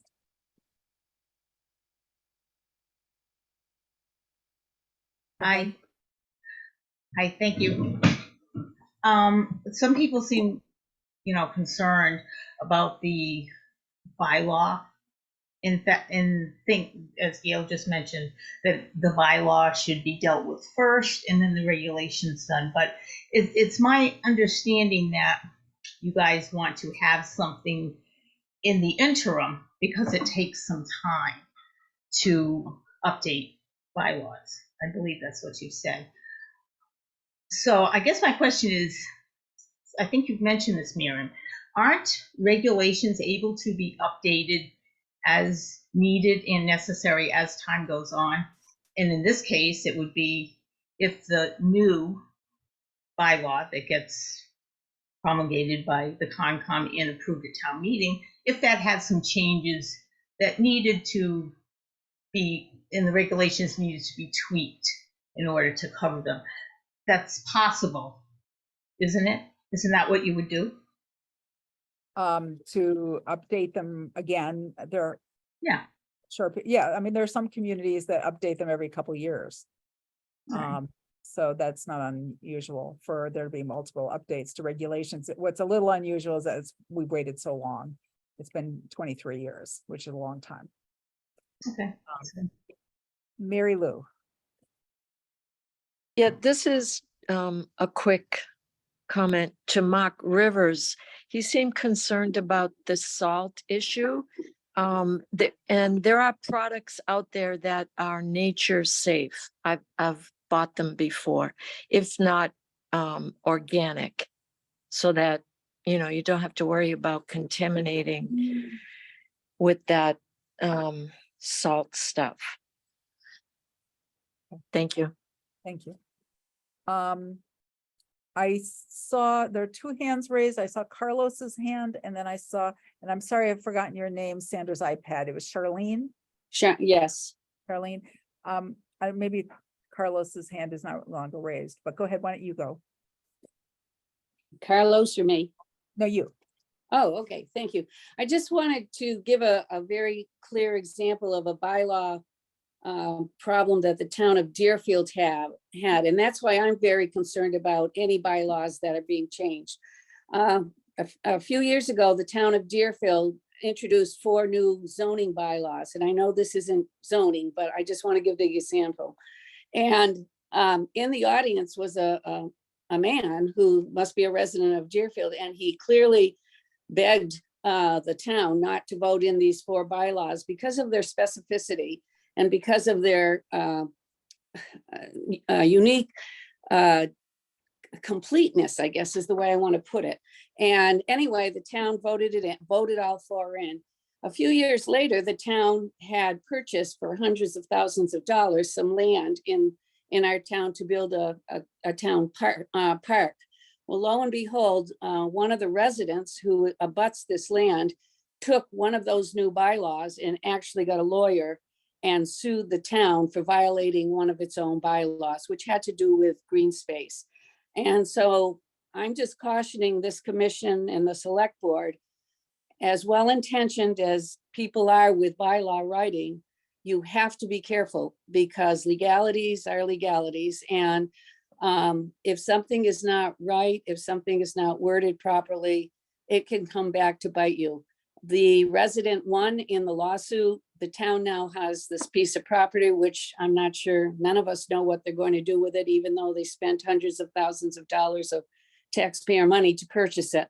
So just be cautious if you've got, it sounds like there are a lot of people giving legal briefs on what this bylaw shows, but whatever is considered has to be looked at for the residents in particular. And I'll repeat my concern. There's an awful lot of suggestion that residents are going to have to pay excessive amounts of money should the commission decide at different points in the permitting process that experts have to be brought in. And I do know what you said, Miriam. I heard you loud and clear. I understand having engineers in the beginning of the project, but it's not the beginning that I was talking about. It was further on in that. Okay, thank you. And I would just thank you for that comment. I appreciate that we do, Charlene. And I would just say, our effort always is to be reasonable and not to be arbitrary. And I think that to unreasonably demand the use of a paid consultant at some late point in the permitting process would have to be highly justified. I don't think that would be anything that I or anybody else in the commission would undertake lightly, because we want to be really clear at the outset with applicants about what's required for information during the public hearing process. So I can only imagine a very unusual and very, very rare situation where that might be a case. We wouldn't do that frivolously, I can assure you. But thank you. All right, I see one more comment here. Is that Michael Hootstein? Just a point of clarification. My understanding is that after deliberation, the Conservation Commission can take a vote on whether or not to create new regulations based on the bylaw, but that the town to change the bylaws, the wetlands bylaw, it would take a 2/3 vote of at town meeting. Is that am I correct, or did I miss some of this? I'm not sure that it takes a 2/3 vote because it's not a zoning change.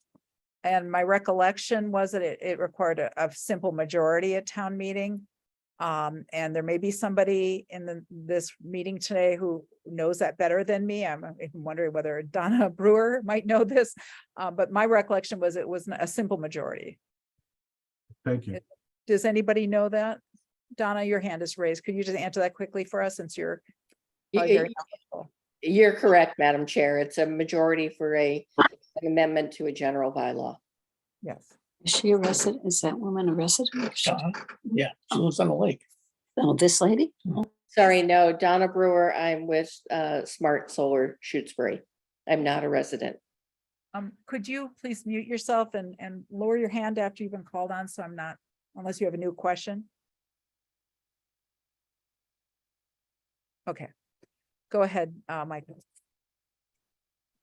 I think Carlos is there. I thought Michael, was that all you had, Michael?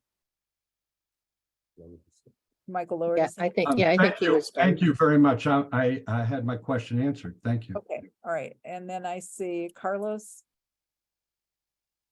Yeah, so I just want to note the facts that we have two reputed lawyers look at the current bylaw and the regulations, and both essentially said that the bylaws are sound. The bylaw is sound. Needs some tweaking in some cases. There's a little bit of divergence.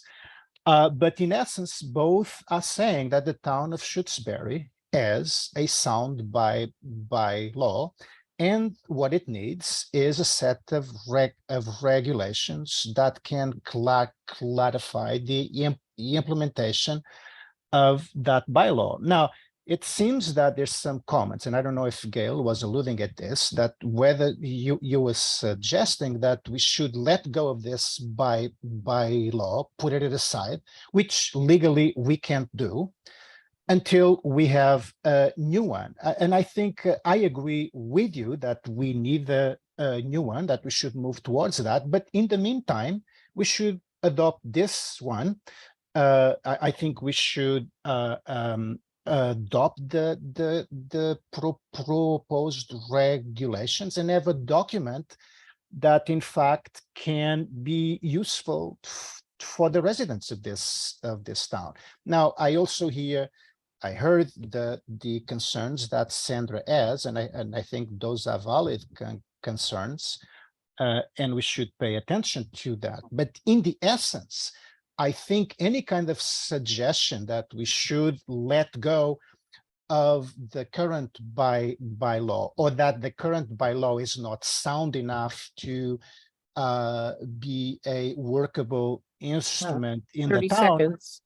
I don't think that makes any sense whatsoever. Thank you. All right, oops. Janice, I think your hand was raised.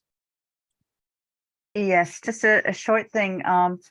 I think it's important that we get the regulations revised now. And part of the reason for that is because I guess it was about a year or so ago that the Conservation Commission realized, when some people brought it up, that the regulations do not have any definition and procedures for some important parts of the protection, including the underground streams. That doesn't have any description at all. It could leave there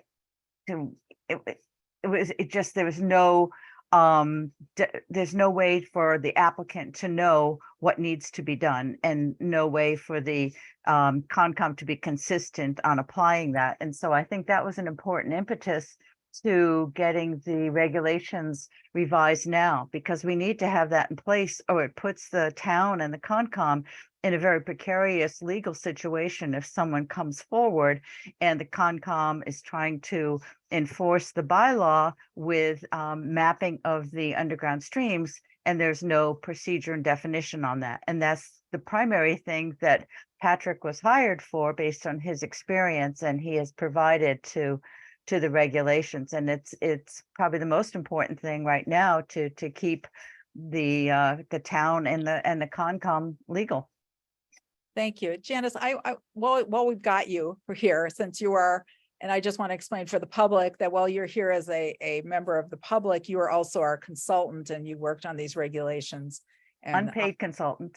Unpaid consultant, right. So we thank you for your service, many years of service to the town and the Conservation Commission. But so I don't want to hold you to the same time restraint, but I do have a question, which is we've heard a lot of concern about some of the more technical sort of regulatory language in the bylaw regulations.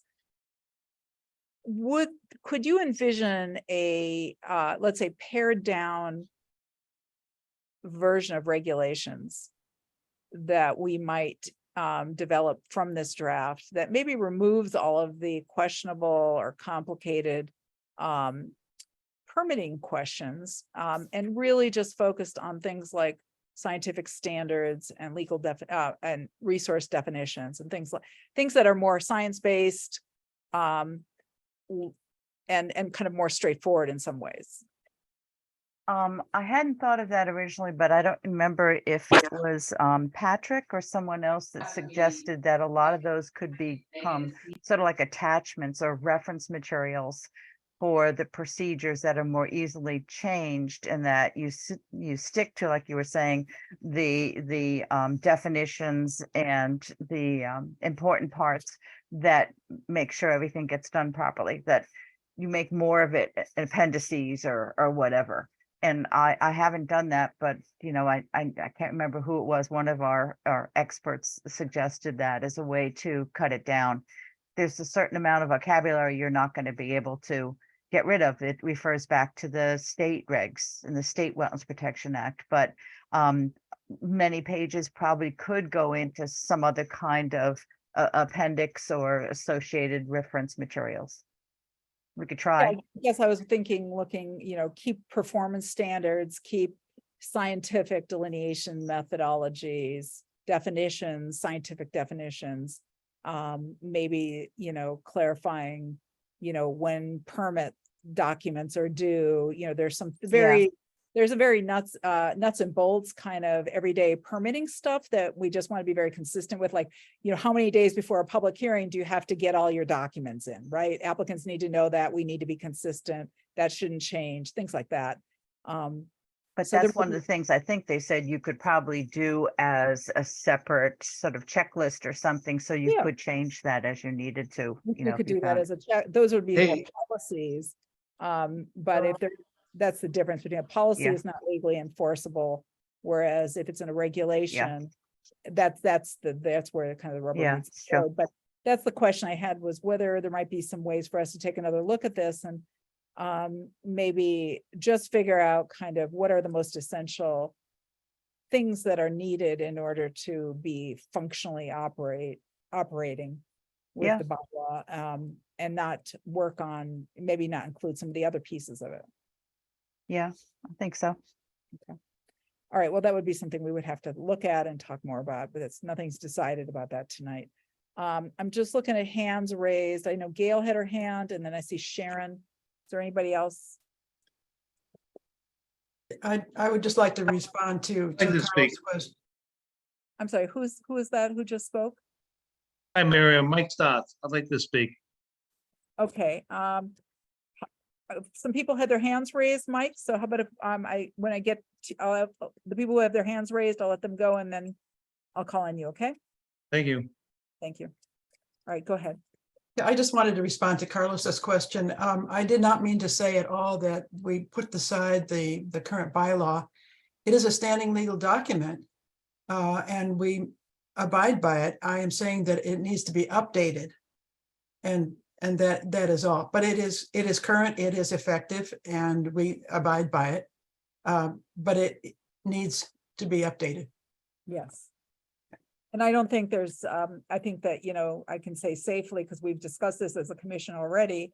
So this is not a new deliberation, but the commission has had lots of discussions about wanting to update the bylaw. And just for the benefit of the public, there is a draft new bylaw document that the commission is looking at, and we have yet to get a legal review of it. But if the commission wants me to, at some point, I can put it up on our website and the public could look at it as well. There's no mystery. We're open to feedback from all parties. We would love to see strong and vigorous support for a new bylaw if we're going to get one. So I just want to throw that out there. Okay, I've got Sharon and then Les and then Michael Stotz. Hi, thank you. Yeah, I think that in our small little town where nothing much happened over many years, that the fact that there are some kind of massive impacts in the form of the clear cutting for industrial solar coming down the pike towards us has made many of us aware of the deficiencies in our wetlands protection bylaw, as well as in the regulations for that bylaw. So it really hasn't been something anybody paid attention to. I think that was alluded to last night, that we haven't even used it for 35 years. And because not a lot of great import to people has come down the pike, and now there is something that's coming down the pike. And so, I think that's motivated many of us to start paying attention to what some of our protections are for our wetlands, which relates directly to our drinking water and climate resilience. And so I also want to speak in emphatic support of getting the regulations in place now. The new bylaw, it's in process, and that's great. And hopefully it will come up to be voted on in January, but there could even be delays beyond that. And so in the meantime, many of us feel we really need regulations in place with the current bylaw that is, I don't think it is a tired old horse. It's in place and it's working, and it's stable according to our legal counsels. So I just want to speak for getting the regulations in place now, and we can adjust them when it comes time to apply them to a new regulation.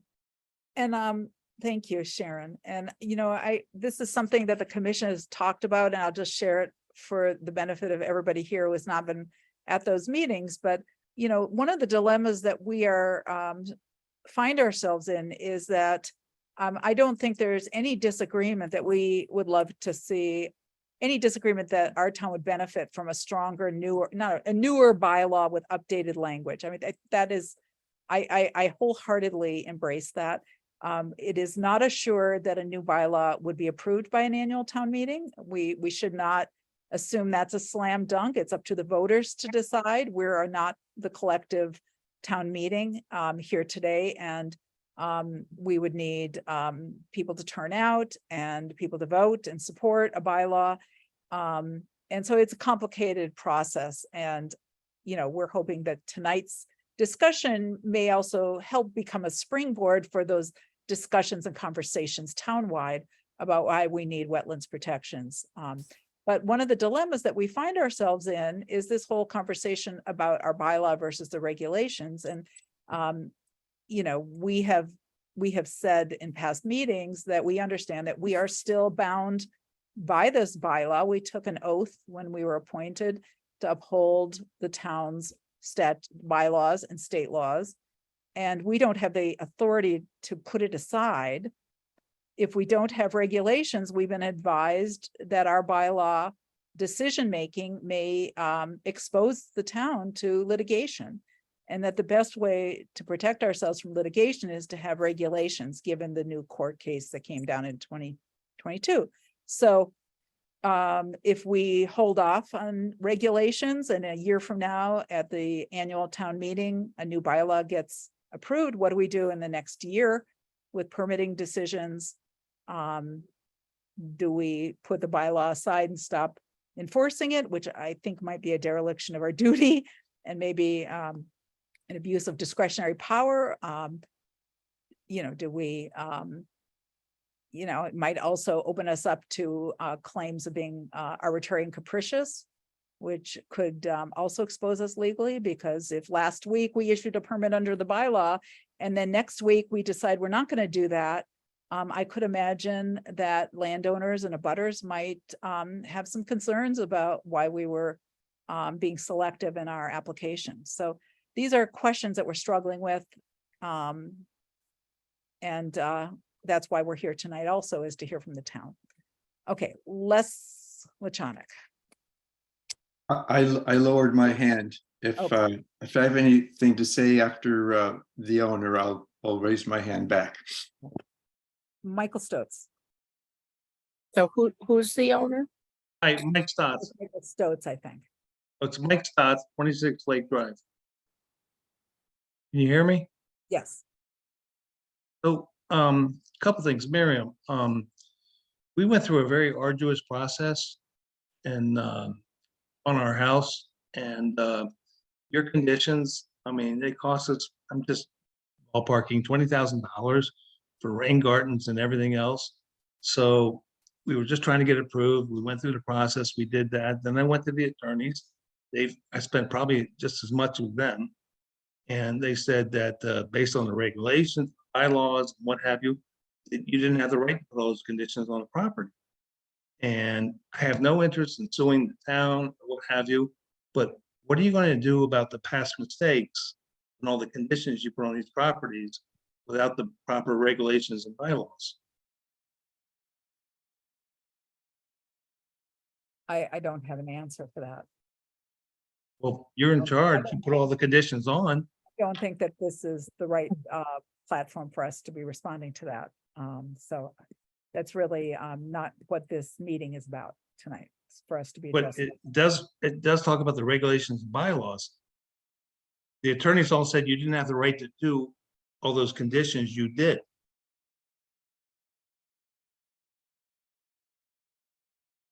Have you looked at that, or? I'm not sure what you're asking. We're not really not in a position tonight to talk about past permitting decisions. We're really looking forward with future permitting decisions. And Well, I know, but I mean, your past actions, I mean, they have a very big bearing on this whole program.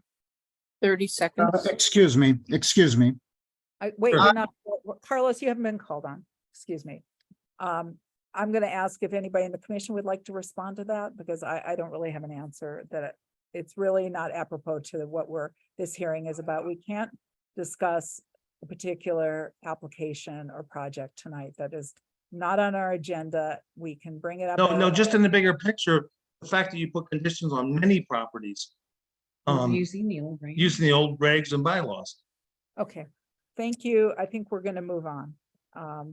And I would No just comment on the past. Well, I would just decisions? say that I think this is something you're welcome to bring up. Oh, I'll bring it up, sure. Thank you. Okay, Carlos and Les.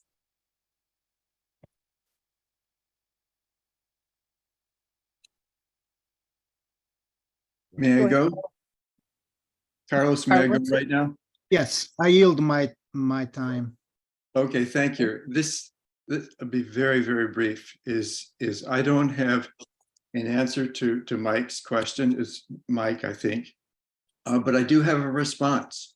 And the question that Mike raises, you know, it really begs the question of moving forward and getting these regulations, good, up-to-date regulations in place. And that's my response to the question. And once again, other folks who know a lot more about this than I do have weighed in and said, let's get this done expeditiously. And we have a team of people who are willing and able with really good experts advising. So go for it. Thank you. More comments?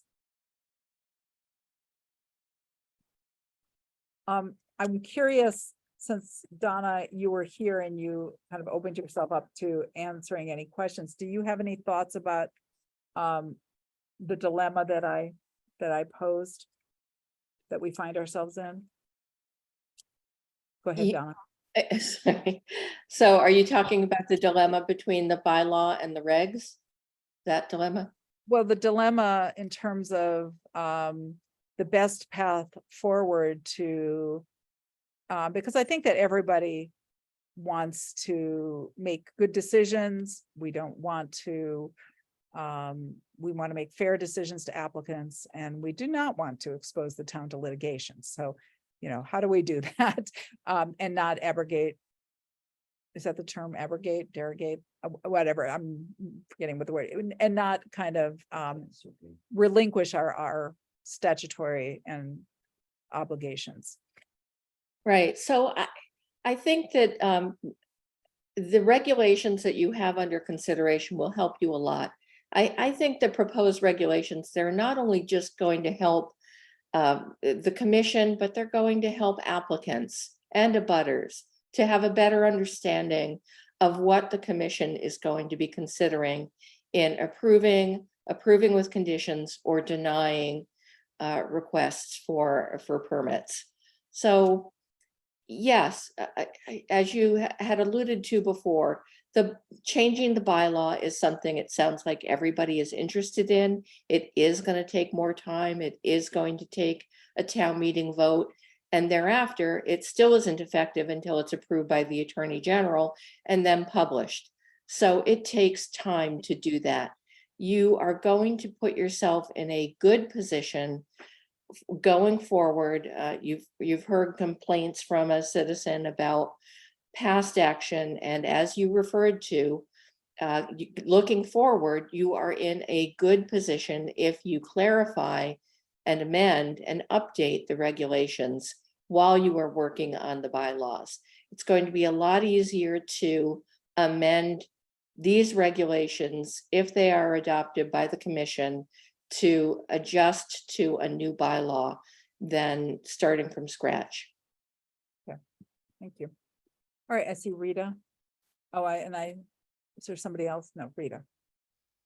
I just want to say that I find it quite unusual for you to be consulting an attorney at this meeting who does not work for the town of Shutesbury, but in fact has been hired by Smart Solar Shutesbury, who has a specific agenda. So I would suggest that that doesn't happen in the future.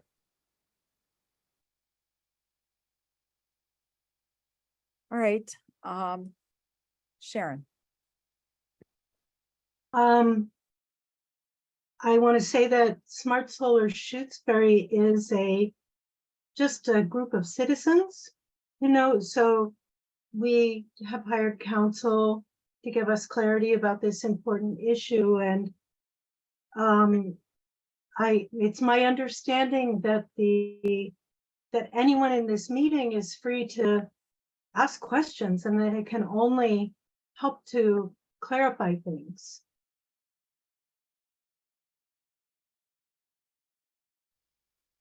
All right, Sounds like we're ready to wrap up. all right, I think we are getting, I think Mary Lou has her hand raised. I thought I saw. No? Rita? I have one more comment. And that is that Donna Brewer does not represent the town of Shutesbury. The town of Shutesbury has the select board has had special counsel looking at the regulations and the bylaw. Probably the preeminent environmental attorney in the Commonwealth of Massachusetts. And I repeat, I think it's inappropriate for a attorney hired by a special interest group, granted they're, 4 individuals from the town of Shutesbury, but seeking her guidance, her legal guidance is inappropriate. Okay, let's move on. I think I think this issue has been discussed enough, and I think we need to move on.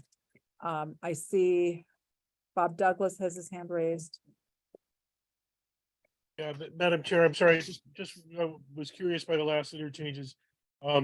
Certainly, this is an important matter. Does has the Concom acquired a legal counsel of their own? No, we've not been allowed to get legal review for us. I wish we had that, but we don't. At this time, it's unclear.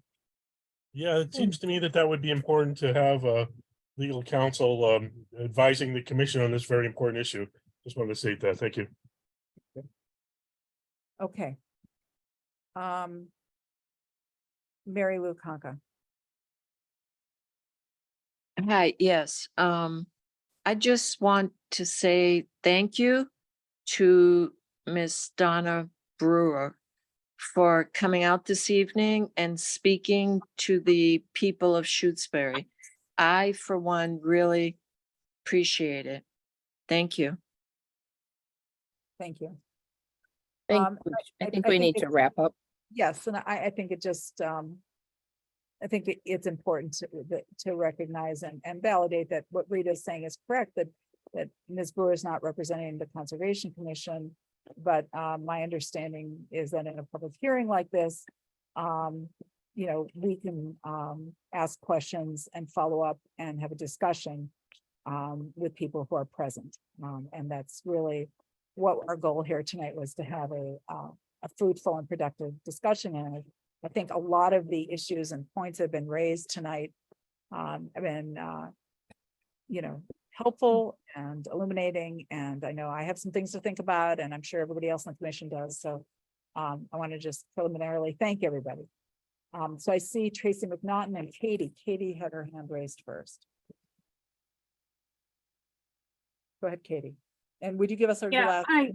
Oh, sorry. Why has the Conservation Committee Katie, not what's your been last- allowed? Katie, what is your last name? Yeah, you got it. Cerow, CEROW. Yes. Why has the Conservation Committee not been allowed to get their own legal representation for this? I don't have an answer for that. I think Who does that, have an answer for that? I think we've been told by the select board has to approve any appointment of special counsel. We did request the appointment of a special counsel, an attorney that has already been serving as a special counsel for the commission, and had even proposed that we would either pay for that legal review out of our own funds rather than out of taxpayer funds, or alternatively, somebody in the community had offered to set up a donation account to pay for a legal review. And I don't know the status of that request. We haven't received an official response from anybody. But as of today, we've had no legal review. When was that request made, and why hasn't a response been received? We made the request initially on, I believe, June 19th or 20th, after we learned that our town council was not going to do the review because she was recusing herself. Can the smirking lady speak to that? Can who? The smirking lady. I don't know, the one who was talking down. I'm sorry, let's be respectful here, please. Oh, I don't know what her name was. That's all I can think of when I think of her. I'm not sure who. I you were think we're getting outside the scope of what we wanted for Yeah, this meeting Well, I'm now. just really curious as to Okay, why you're disallowed counsel. let me just say this, we really have, this is not under our purview. It's up to the select board to give that authorization. It So sounds awfully biased. well, it's not something we can really address tonight. And so And the 2 minutes are up. yeah, we're going to move on. Thank you though for your comments. Oh, I didn't talk for 2 minutes. Okay, sure. Was there more you needed to say? No, Because I was guess not. responding, so, No, I guess without answers, no. okay. All right, I saw Tracy McNaughton had her hand raised. Maybe not. Is that no longer happening? Whoops.